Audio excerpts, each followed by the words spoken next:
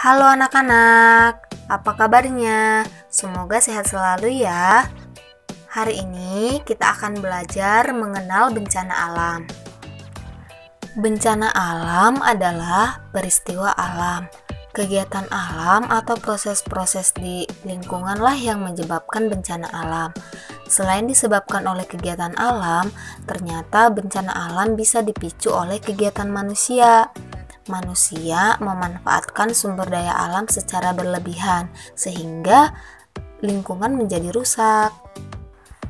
Nah, berikut ini adalah contoh beberapa jenis bencana alam. Yang pertama, banjir. Banjir adalah bencana alam yang sering terjadi pada musim hujan. Namun, terjadinya banjir dapat dipicu oleh kegiatan manusia. Secara garis besar, banjir dapat disebabkan oleh yang pertama, curah hujan tinggi, lalu kebiasaan membuang sampah sembarangan, lahan gundul, lalu kurangnya saluran air. Yang kedua, longsor. Longsor adalah bencana alam berupa peristiwa pergerakan tanah atau jatuhnya bebatuan atau gumpalan tanah menuju daerah dengan lokasi yang lebih rendah. Berdasarkan lokasi yang mempunyai kemungkinan besar terjadi longsor, maka longsor dibagi menjadi longsor pada lahan gundul dan longsor pada tebing curam. Lalu yang ketiga, gempa bumi.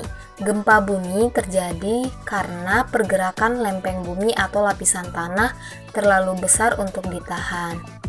Gempa bumi berwujud getaran yang terjadi di permukaan bumi dan akan terasa oleh manusia.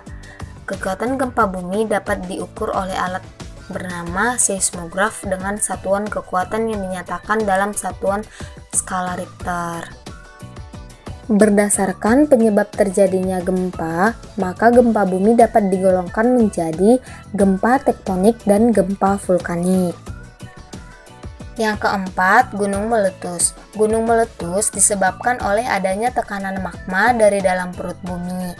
Pada saat gunung meletus, maka gunung berapi akan mengeluarkan lahar dan asap. Lahar merupakan aliran cairan panas berwarna merah. Asap mengandung debu yang sangat halus. Debu ini akan terbawa aliran udara dan mencapai ke berbagai tempat.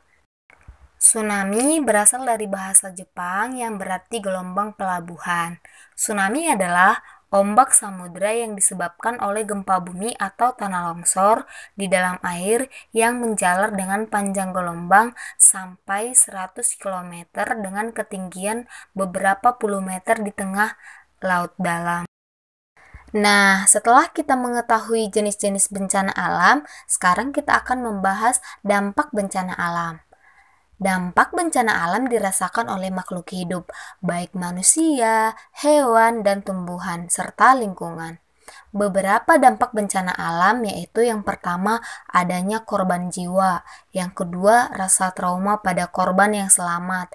Yang ketiga, kerugian harta benda. Yang keempat, kerusakan lingkungan. Yang kelima, musnahnya hewan atau tumbuhan tertentu. Dan beberapa dampak lainnya yang dirasakan oleh makhluk hidup. Sekian pembelajaran kita hari ini. Semoga apa yang telah disampaikan dapat menjadi ilmu yang bermanfaat. Tetap semangat, tetap jaga kesehatan, dan di rumah aja. Dadah!